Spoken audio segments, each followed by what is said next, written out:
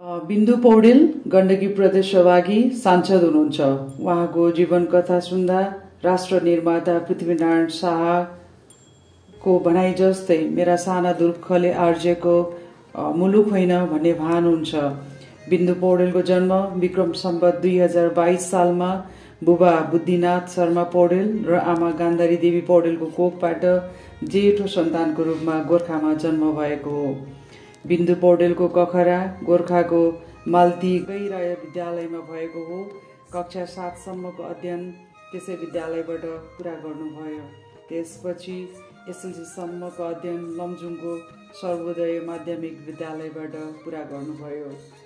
बुबा भारतमा जागिरे हुनाले उहाँको बसाई कहिले भारतमा त कहिले नेपालमा हुन पुग्यो। यसको प्रतिकूल प्रभाव उहाँको अध्ययनमा पर्न गयो।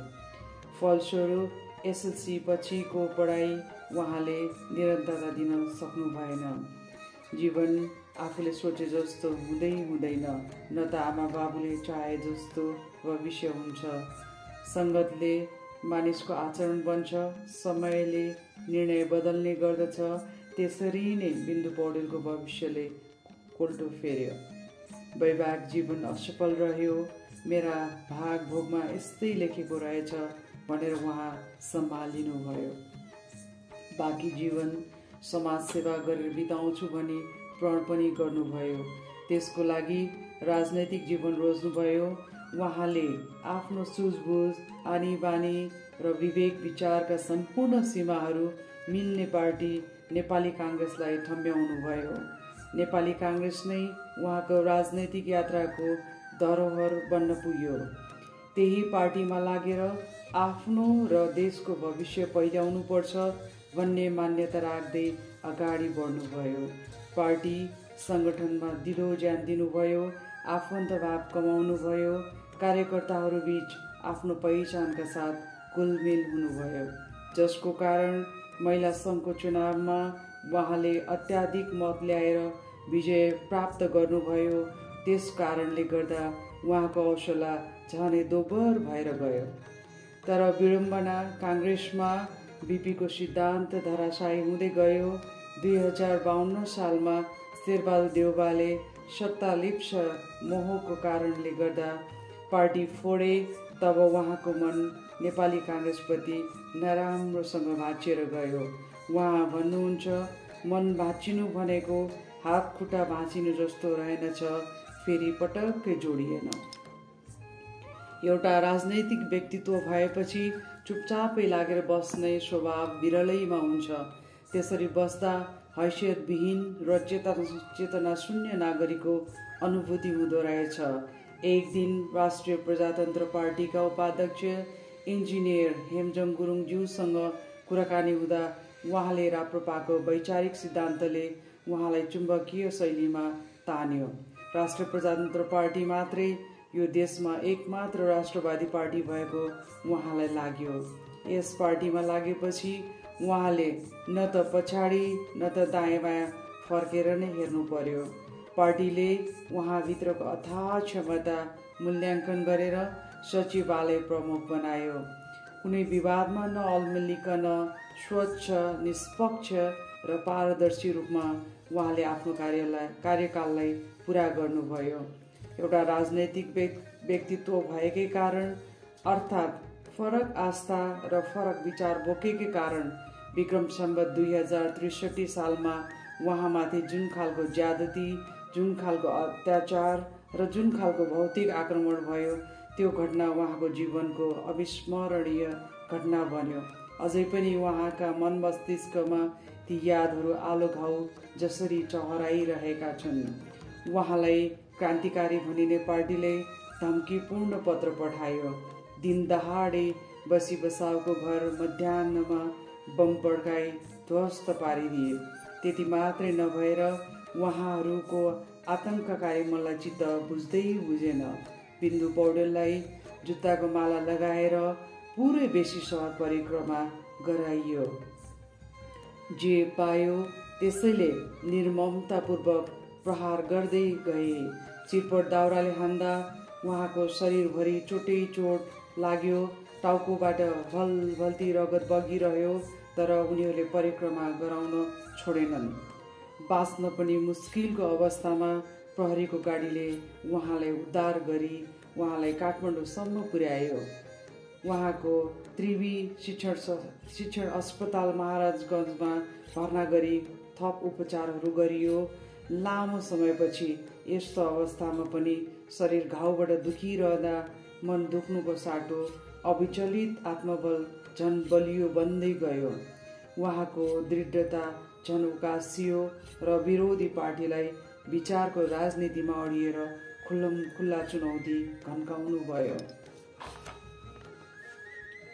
उहाँमाथि घटेको त्यो घटना र घटनापछि पनि उहाँसँग भएको जुझारु ऊर्जा देख्दा जो कोही अचम्भ पर्दथे। शुभचिन्तकहरूमा कता कता चिसो पसेको थियो। फेरि उहाँलाई कुनै अप्रिय घटनाको सामना गर्नुपर्ने हो कि भनेर। त्यसैले उहाँलाई उहाँको शुभचिन्तक केन्द्रीय कोषाध्यक्ष आदरणीय नीलकण्ठज्यू, तत्कालीन नवलपुर जिल्ला सचिव रामनाथ उप्रेतीज्यू र तत्कालीन कार्य सम्पादन समिति सदस्य स्वर्गीय बलराम थापाज्यूले उहाँलाई नवलपुरमा लग्नुभयो।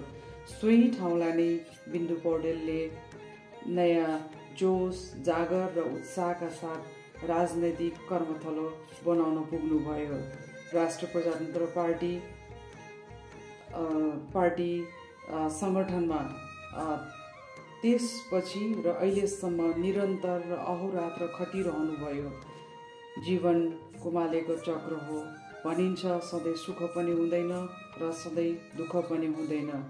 भनिन्छ एकपटक फुलेको बाँस पनि फेरि टुसाउँछ, त्यसरी नै टुसाउँछ मनका आशा र सपनाहरू र त्यसरी नै च्याउँछन् सफलताहरू।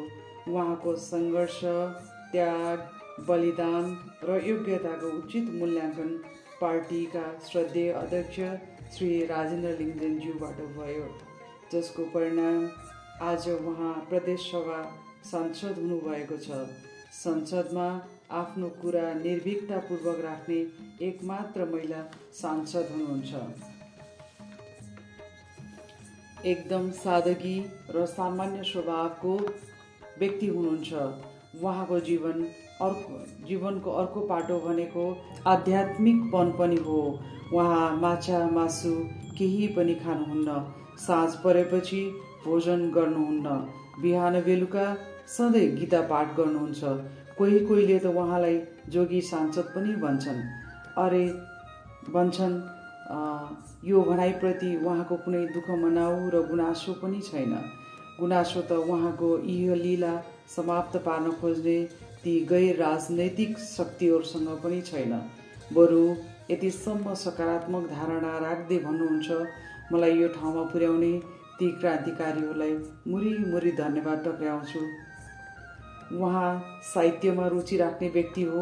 उहाँका साहित्यिक रचनाहरूमध्ये मेरो लोग्ने र राष्ट्रियता जनतामाझ लोकप्रिय बन्न पुगेको थियो, जसको अंश यहाँ पनि थोरै समेट्ने प्रयास गरिएको छ। त्यस्तै गरी उहाँका गजल, मुक्तक यथार्थ घटनामा आधारित भएर रचिएका हुन्छन्। हामीले बुझ्दा र देख्दा उहाँ आँसु कविको रूपमा पाउन सकिन्छ। केही अंश यहाँहरूको लागि यहाँ पनि राख्ने प्रयास गरिएको छ। क्षितिज खुम्सनुहुन्न, आकाश सोइटिनुहुन्न, वायु अनायासै रोकिएर उल्टो चक्ररात बहनुहुन्न, हिमाल निउरिएर किसना कलनतिर होइन सगरमाथातिर लम्कनुपर्छ, जाति र भाषाले देश टुक्रने होइन, वज्रले नतोडिने एकताको लेप्पन लाग्नुपर्छ, उत्ताउलिएर राष्ट्रियता घट ढडाउने आगो बन्न हुन्न, आँखा चिम्लिएर राष्ट्रियता अन्याय सहने लाचार छाया बन्न हुन्न, राष्ट्रियता कौडीमा रूपान्तर हुन हुन्न, वस्त्रमा साटिएर राष्ट्रियता लासमाथिको कात्रो बन्न हुन्न, खाद्यान्नमा साटिएर राष्ट्रियता मलामीले छर्ने बुर्की बन्न हुन्न, आगो हो राष्ट्रियता अन्याय डढाउन सक्नुपर्छ, समीर हो राष्ट्रियता शीतलता प्रदान गर्नुपर्छ, भानु हो राष्ट्रियता विकृति विसङ्गति पखाल्नुपर्छ, आस्था हो राष्ट्रियता सधैँ शिरमाथि उठ्नै पर्छ, र यसै सन्दर्भमा मेरो लोग्ने भन्ने 4 लाइन म भनाइराख्न गएको छु। मेरो लोग्ने यस कविता शार्दूल विकृति छन्दको रहेको छ। आफ्नै आँगा कन्याउ त छु जति नै छारो उडोस्ता पनि, मेरो जीवन बिग्रिए पनि अरू चेली नबिग्रिउन् भनी। साउको परिवारको हुन त हो लोग्ने हृदय शिक्षित, अहिले ज्ञात भयो रहेछ उसको ज्यादै नराम्रो लत। रक्सी जाँड पिएर रात पखमा फर्कन्छ लड्दै घर, निर्दोषी परिवारलाई अझौ गर्दो छ चर्को स्वर। यस्तै यस्तै शैलीमा यो कविता धेरै लामो रहेको छ। पछि कविताको मात्रै हामी प्रस्तुत गर्नेछौँ र एउटा सानो म गजल यही सन्दर्भमा अहिलेको केटाकेटी र अहिलेको प्रेम सन्दर्भमा जोड्न गइरहेको छु। ऊ होलान् हो हल्लामा मसु एकान्तमा, कति होलान् मुटु साट्ने मेरो तुलनामा। साटे मुटु एकै पटक मेरो उनीसँग, बाँच्न गाह्रो भयो मलाई उनी बिना आज। रात लामो हुँदो रहेछ दिन पर्खनलाई, दिलको टुक्रा मेरो राजा फोनमा भेट्नलाई। एकहोरो पागल प्रेमी तडपिराछु आज, उनी बिना एक्लै छु ठुलो सहर माझ। मुक्तक। हिमाल होइन मेरो मन घाम लाग्दैमा पग्लने, पशु होइन मेरो दिल टाढा हुँदैमा बिर्सने। जय राष्ट्रवाद। उहाँलाई सुनिदिनु भयो, उहाँको बारेमा बुझिदिनु भयो। लाग्छ उहाँको यो घटनाले हामी सबै महिलाहरूलाई केही न केही प्रेरित गर्नेछ भन्ने आशा राख्दै आजको यस युट्युबको कार्यक्रम यही बन्द गरिएको छ। सुन्नेहरू सबैलाई सुनको माला। धन्यवाद।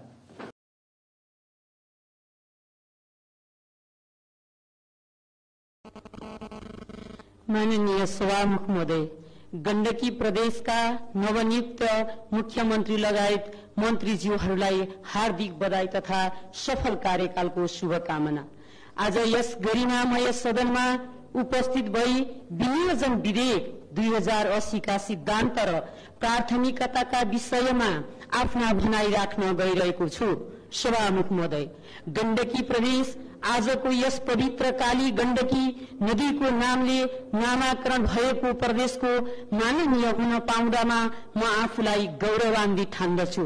तर विडम्बना, आज हामी पौष 14 गतेदेखि जेठको 14 गतेसम्म करिब 6 महिनाको दौरानसँगै हामीले गत निर्वाचनमा जनता समक्ष गरेको प्रतिबद्धता, चुनावी घोषणा पत्रमा उल्लेख भए अनुसार कामहरू कतिको कार्यान्वयन गरेनौं, यसको सम्पूर्ण मूल्याङ्कन हामीले होइन जनताले गरिराखेका छन्।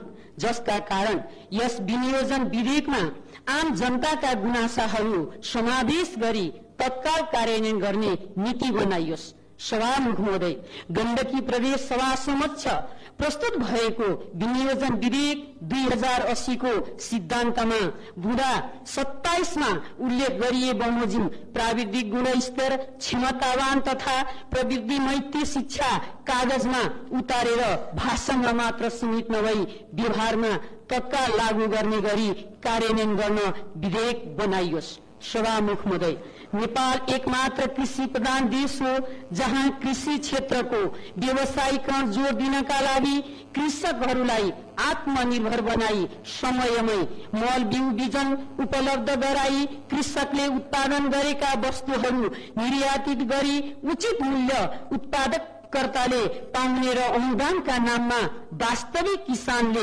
नपाई बिचौलियाहरूको हातमा पर्ने तथा किसानले उत्पादन गरेको वस्तुको उचित मूल्य निर्धारण गरी सरकारले ग्यारेन्टी लिने नियम जबसम्म बन्दैन तबसम्म यस्ता विधेयकहरू कोरा कागजमा मात्र सीमित हुन्छन्।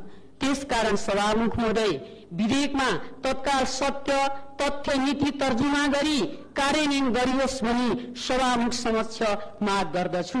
माननीय सभामुख महोदय, संहिताको मर्म बमोजिम विनियोजन विधेयक 2080 को सिद्धान्त र प्राथमिकताका आधारमा क्षेत्रगत सुधारका कार्यक्रम अनुसार नवलपुर बसुपूर्व जिल्लाको बुलिङटार गाउँपालिकामा रहेको रम्बादेवी तालको पानीलाई उक्त गाउँपालिका सिंचाइका लागि पटक पटक योजना प्रदेश सरकार समक्ष पेश गर्दा पनि हालसम्म सुनवाई नभएको कारणले गर्दा यस सरकार समक्ष उक्त बुलुङटार गाउँपालिकालाई हरियाली क्षेत्र बनाउनका लागि प्राथमिकता दियोस्।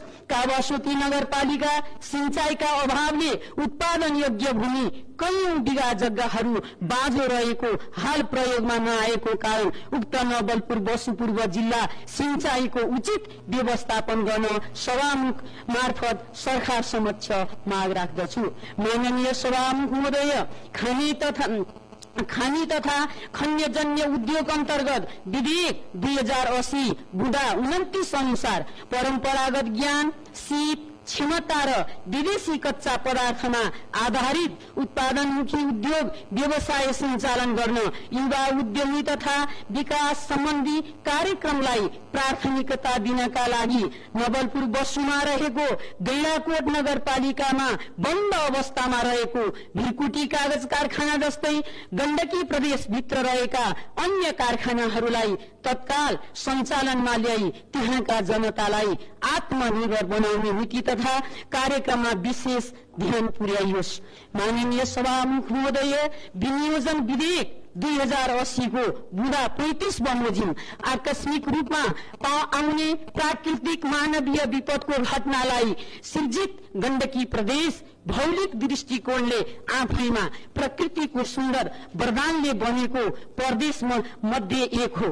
हामी यस प्रदेशका जनता असाध्यै भाग्यमानी छौं, जसमा नवलपुर बर्दघाट सुस्ता पूर्वको गैंडाकोट नगरपालिका, देवचुली नगरपालिका, कावासोती नगरपालिका, मध्यबिन्दु नगरपालिका गरी 4वटा नगरपालिका छोएर बढ्ने नारायणी नदी कटानका कारण सयौं मानिसहरू विस्थापित हुनुपर्ने समस्याले यस नारायणी नदीको कटानको रोकथामका लागि तत्कालीन विधेयकलाई नीति तर्जुमा कायम गरी कार्यान्वयन गरियोस्। माननीय सभामुख महोदय, नेपालको संविधान 2072 मा उल्लेख गरिएको मौलिक हक र कर्तव्य अन्तर्गत लोकतान्त्रिक शासन व्यवस्थाको संरक्षण गर्दै कल्याणकारी राज्य व्यवस्थाको स्थापना गर्न संघीय राज्य प्रणालीमा इकाई राज्यद्वारा व्यक्ति, नागरिक वा समुदायलाई संविधानमै सूचीकृत गरी प्रत्याभूति दिन सक्यौं कि सकेनौं। मौलिक हक धारा 16 मा व्यक्तिले पाउने हक धारा 27 मा सूचनाको हक धारा 31 मा शिक्षा सम्बन्धी हकमा यो विधेयकमा उपयुक्त धारा पेश गरिएको पाइएन। नेपालको संविधानको भाग 3 धारा 16 देखि धारा 46 सम्म 31वटा मौलिक हकको व्यवस्था गरिएको छ। तर यी मौलिक हकहरूको कुनै पनि दृष्टिकोणले कार्यान्वयनको पक्षमा स्पष्ट धारणा व्यक्त नभई जनतालाई केवल झुट्टो ललिपप जस्तो देखाइएकोले हाल आर्थिक मामला मन्त्रालयबाट निस्किएको 2080 को विधेयक केही त्रुटिपूर्ण देखिन्छ। माननीय सभामुख महोदय, विनियोजन विधेयक 2080 का सिद्धान्त प्राथमिकता बुँदा 15 र बुँदा 33 मा उल्लेख भएका कुराहरू स्वागत योग्य छन्, तर एकल महिला भनी एक बुँदामा पनि उल्लेख गरिएको छैन। गण्डकी प्रदेश सरकारले 11वटै जिल्लामा सिपमूलक तालिमको व्यवस्था गरी श्रममा रूपान्तर गरी आत्मनिर्भर बन्नका लागि आवश्यक अर्थको व्यवस्था गरियोस् भन्ने प्रदेश सभामा सभामुख समक्ष माग गर्दछु। माननीय सभामुख महोदय, विनियोजन विधेयक 2080 को बुँदा 40 मा उल्लेख गरिएको मूलभूत अवधारणालाई आत्मसात गरी प्रदेश सरकारको पूर्ण स्वामित्व रही शासकीय प्रणालीलाई विद्युतीय प्रणाली आबद्ध गरिने र खुला सरकार अवधारणालाई प्रवर्धन गर्दै आम नागरिकको विश्वासलाई आर्जन गर्न पारदर्शिता उत्तरदायी प्रवर्धन गर्ने कार्यक्रमलाई उच्च प्राथमिकता दिएकोले म र मेरो पार्टीको तर्फबाट यस बुँदामा पूर्ण समर्थन रहेको छ। कति रमाइलो गण्डकी प्रदेश रमणीय पोखरा कसरी गर्न सकिन्छ। गण्डकी प्रदेशको विकास जिम्मेवारी पाउनुभन्दा कर्तव्य पूरा गर्नुपर्छ। सबैले विकासका लागि एउटै आवाज हुनुपर्छ। कसैलाई काखा पाखा गर्नु राम्रो कार्य हुँदै होइन, पार्टी भन्दा माथि उठी विकास गर्नु कर्तव्य होइन। र रमाइलो लाग्छ मलाई झन् प्रदेश सभा सदादिन कसरी उज्यालो प्रदेश बनाउन सकिन्छ। यसैमा लागोस् सबै नेताहरूको मन। जय